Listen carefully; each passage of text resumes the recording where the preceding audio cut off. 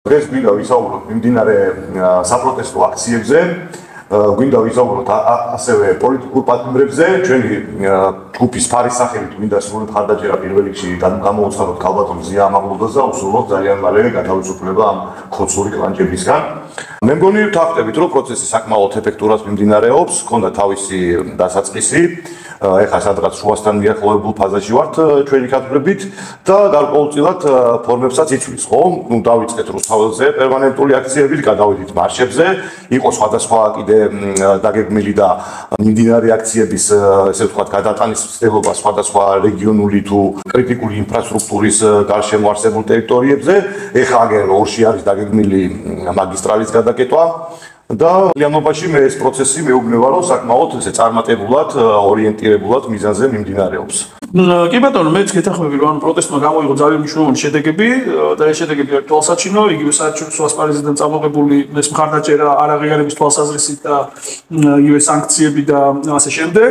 ეს ყველაფერი ძირითადად არის ამ პროტესტის დამსახურება, ეს მოხდი რო არ ყოფილიყო ჩვენ გაცილებით მდგომარეობაში ვიქნებოდით მათ თვალსაზრისით და რა თქმა უნდა ეს პროტესტი აჩვენებს რომ კაფიოდ აჩვენებს რომ რეალურად ამ ხელისუფლებას არ აქვს არანაირი ლეგიტიმაცია ფართო საზოგადოების მხრიდან მაგრამ ამავე დროს უნდა აუცილებლად დავაფიქსიროთ რომ პროტესტი რა თქმა უნდა შედეგის მისაღებად ან მხოლოდ პროტესტი საპროტესტო განზომილება შედეგის მისაღებად და საბოლოო შედეგის და გამარჯვებისთვის არის საკმარისი და ჩვენ გვჭირდება ასევე გვჭირდება ძლიერი პოლიტიკური პროცესი, რომელიც ახლა არ გვაქვს. ანუ გვაქვს სუსტი პოლიტიკური პროცესი, პოლიტიკური აქტორები, რომლებიც პოლიტიკურ ველზე არიან, ვერ ქმნიან ასე ვთქვათ დინამიკას, სხვადასხვა მიზეზების გამო, ეს შეიძლება იყოს ცალკე განხილვის თემა და ამას ცალკე შეხვედრას და ჩანაწერს დაუთმობთ, მაგრამ ფაქტი არის, რომ ვერ ქმნიან და რეალურად რეჟიმის საპირწონეთ არ არსებობს რაღაცა ეფექტური, ძლიერი პოლიტიკური პროცესი და პოლიტიკური ცენტრი, რომელიც აი ამ პროტესტს შესაბამის კალაპოტში მოაქცევს, რომელიც რეალურად ეფექტურად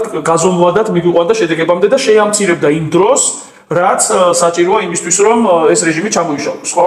ძალიან კარგი, ამაზე ჩვენ ბევრი გვისაუბრია, ფარს აქვს გარკვეული მონახაზი, წინადადების სახით ჩამოყალიბებული თუ რა არის ამისთვის საჭირო, ჩვენ როგორ ხედავთ ამ პროცესს და მე მგონი ორი სიტყვით თუ აუხსნით აი ამ ერთიანი კოორდინაციის მონახაზს ძალიან კარგი იქნება ჩვენი მსმენელისთვის და მაყურებლისთვის. ხო, პოლიტიკურ პროცესს რაც შეეხება, ხო? ფაქტი არის, რომ პოლიტიკური პარტიები, ანუ ჯერ ერთ-ერთი ბარიერ გადალახულ პოლიტიკურ პარტიებზე ვლაპარაკობ და ბარიერ გადალახული პარტიები საერთოდ ასე ვთქვათ 80 პარტიამდეა თუ მე. ხო, ანუ რა საერთოდ არ ჩანან, ხა დარწმუნებული ვარ ინდივიდუალურად პროტესტში მონაწილეობენ და ასე შემდეგ, ხო, ღონისძიებებში მონაწილეობენ და ასე შემდეგ. მაგრამ დანარჩენი ბარიერ გადალახული პარტიები, რომლებიც ახლა რაღაცა პოლიტიკურ ცენტრს უნდა ქმნიდნენ, აი ამ ცენტრს, აი ამ გრავიტაციას ვერ ქმნიან, ისინი ცალ-ცალკე მოქმედებენ, თავიანთი დღის წესრიგები აქვს, იყო გარკვეული, ასე ვთქვათ, ცდილობები რომ რაღაცა საინფორმაციო, რაღაცა ერთიანი საინფორმაციო, ასე ვთქვათ, ცენტრი შეექმნათ, რაღაცა, ასე ვთქვათ, ერთიანი პლატფორმით ემოქმედოთ, მაგრამ არ გამოსდის ეს ამბავი და საერთაშორისო ასპარეზეც ესე ცალ-ცალკე დადიან და ცალ-ცალკე პოზიციონირებენ. ზუსტად ამაში ხედავს ოცნება მე თავის, ესე ვთქვათ, სამიზნე ობიექტებს და ამ სისტემებს იყენებს სათავისად რომ გაამყაროს ეს უზურპაციული რეჟიმი. კი ბატონო და ანუ თავი ეს ძირითადი პროპაგანდისტები ვინც ყავთ, ანუ ესენი ავრცელებენ ანუ პროპაგანდისტულად იყენებენ ამ ამბავს, რომ რეალურად ანუ საპროტესტო საზოგადოება არ აღიარებს მაინც და მაინც ამ ოპოზიციურ პარტიებს როგორც რაღაც ძლიერ მოსემულობას, ისინი არ სარგებლობენ დიდი მხარდაჭერით, არც მონაწილეობენ ფაქტიურად არც ამ პროტესტების ორგანიზებაში და არც მის განხორციელებაში რამენაერად, ანუ ხელშესახებად ყოველ შემთხვევაში, იქ სახეები ჩანან ხოლმე საათში გადაში, მაგრამ ისე რომ ეხა პროტესტი მათ მიერ იყოს რაღაცათან ინსპირირებული, ან მხარდაჭერილი რაღაცნაირად, ეს მოცემულობა არ არის. მოდი ჩამოვყალიბოთ ჩვენი მოსაზრება ამასთან დაკავშირებით, როგორ გვესახება აი ამ საკოორდინაციო რგოლის ჩამოყალიბება ამ სხვადასხვა პატარ-პატარა აქტორებთან და პოლიტიკურ ჯგუფებთან და წრეებთან. ხო, ეს ანუ მაგაზე მივიღოთ, ანუ ერთ ასპექტს გავუსვამთ კიდე ხას რომ რეალურად, ანუ აი ეს ოპოზიციური პარტიები გარდა იმისა, რომ საპროტესტო დღის წესრიგს ვერ ქმნიან და ამ ამბავში ასე ვთქვათ ვერ მონაწილეობენ გარდა მაგისა, ასევე რეჟიმთან მიმართებაში ერთიან პოზიციონირებას ვერ ახერხებენ, რომელზეც თუნდაც აი საპროტესტო, ასე ვთქვათ, საზოგადოება რაღაცა ტიპის სწორებას გააკეთებდა და პოლიტიკური ველი და საპროტესტო ველი რაღაცნაირად ერთიან საპროტესტო პოლიტიკურ აჯენდაზე ფაქტიურად. როგორ ანუ აი ეს ვერ იქმნება, ეს ვერ იქმნება და ფართო საზოგადოებაში, ანუ ამის ნაკლებობა არსებობს, ჩვენ როდესაც ამას ვაანალიზებთ, ანუ ჩვენ პირადად მე პირადადაც განვიხდი ამის ნაკლებობას და ანუ აი ეს მოთხოვნილება არსებობს. ამას რა თქმა უნდა კიდევ ერთხელ ანუ პროპაგანდისტულად იღენებს ოცნება საკმაოდ ეფექტურად. ნუ შიდა აუდიტორიისთვის, თავიანთი აუდიტორიისთვის ძირითადად, თუმცა ასევე იმ ადამიანების დასასრულებლად რომ იცი რა, ანუ ამ ყველაფერს აზრი არ აქვს, რომ პროტესტს აზრი არ აქვს, ეს რეჟიმი არსად არ მიდის, რომ ეს ჩვენ მყარად გავართ და ასე შემდეგ. ანუ აი ამ აზრის გასამყარებლად იღენებს ეფექტურად. ეხლა რაც შეეხება თვითონ ამ კოორდინაციის ასპექტს. რეალურად რაზეა საუბარი?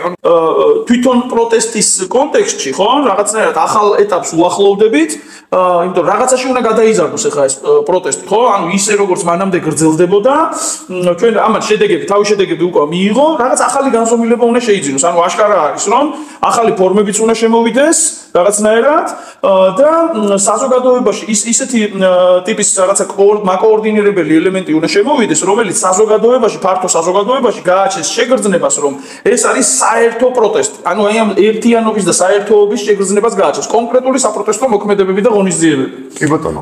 ანუ ეხლა მაგალითად თუ იგეგმება პროტესტის ნებისმიერი ფორმა ან გამოხატულება ღონისძიება, იგეგმება მაინც ლოკალური ჯგუფების მიერ, შეიძლება იყოს ერთი ადამიანის ინიციატივაც, რომელმაც ასე ვთქვათ, რომ მოდი გავაკეთოთ და კი ბატონო, ასე ვთქვათ, გარკვეული ჯგუფი ადამიანების, ბაბლებში იგეგმება ეს საპროტესტო ღონისძიებები.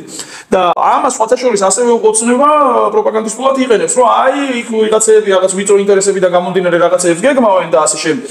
და ანუ ეს საერთოობა ამ ყველაფერს აკლია. მოდი მე სანდოობა, ანუ რწმუნება აკლია ფართო საზოგადოებაში. ჩემი მხრიდან დავამატებ რატო არის კიდევ კარგი.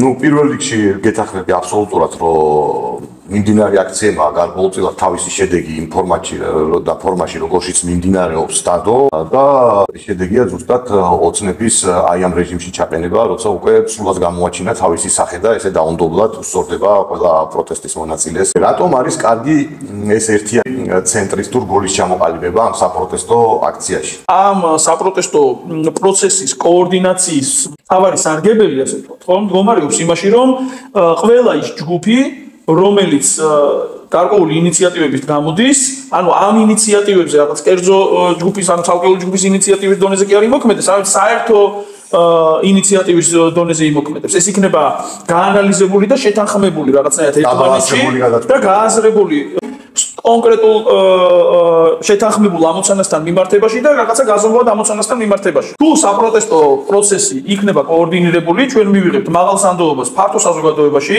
მივიღებთ ეფექტურობის ზრდას, ასევე იმიტომ რომ იქნება გააზრებული რომელ დროს რა ფორმით, რა ამოცანის მისაღწევად არის კონკრეტული ღონისძიება ჩასატარებელი და ასევე საზოგადოება იქნება, ანუ საზოგადოებაში იქნება აღქმა და რწმუნება, რომ აი ეს არის გასაკეთებელი, ანუ ფართო საზოგადოებაში იქნება ეს აღქმა და მაქსიმალური მონაწილეობა იქნება. ხო? აი ამ სანდოობიდან და ცნობიდან გამომდინარე. კოორდინირებულად მიღებულ გადაწყვეტილებებს ამ პროტესტის განმავლობაში ექნება უფრო მეტი სახალხო ლეგიტიმაცია, იქნება უფრო ეფექტური შესრულების კუთხით და ასევე გაზრდის ინდივიდუალურ უსაფრთხოებას პროცესში ჩართული ადამიანებისთან მიმართებაში. ნუ უსაფრთხოებას რაც შეეხება ახლა ანუ მე რას ვიძახი, იცი, დასაჭერი აღარ იქნება მარტო მზიამაღლობელი, იქნება დასაჭერი 30 კაცი, როცა 50 კაცის გადაწყვეტილება იქნება ეს და არა ერთის. ანუ ეს ჯგუფის მიერ დაყენებული ინიციატივა შეიძლება უცბად განადგურდეს. ჩვენ პატარა ჯგუფი არა, მაგრამ როცა 20 ჯგუფის მიერ იქნება გადაწყვეტილება და ამის შედეგად მიღებული მე იქ სხვადასხვა ღონისძიებები დაგეგმილი, ამაზე უკვე მერწმუნე რომ ძალიან გართულდება. რაც უფრო მაღალი არის ჩართულობა და რაც უფრო მაღალი არის წარმომადგენლობითობა, ასე ვთქვათ, კონკრეტული საპროტესტო ღონისძიებაზე, რა თქმა უნდა, გაცილებით მეტი არის მაღალი არის უსაფრთხოება, ხო? ანუ ეს ჩვენ საპროტესტო გამოცდილება ამ ბოლო ორი თვის განმავლობაში და მანამდეც კიდე გვაჩვენა, რომ როდესაც არის ცოტა ხალხი, იქ უფრო მაღალი არის რისკები იმისა, რომ ანუ რეალურად რეპრესიული ღონისძიებები გაატაროს, ხო, ხელისუფლება. და შესაბამისად ეს არის ანუ ამის პროპორციული რეალურად რა.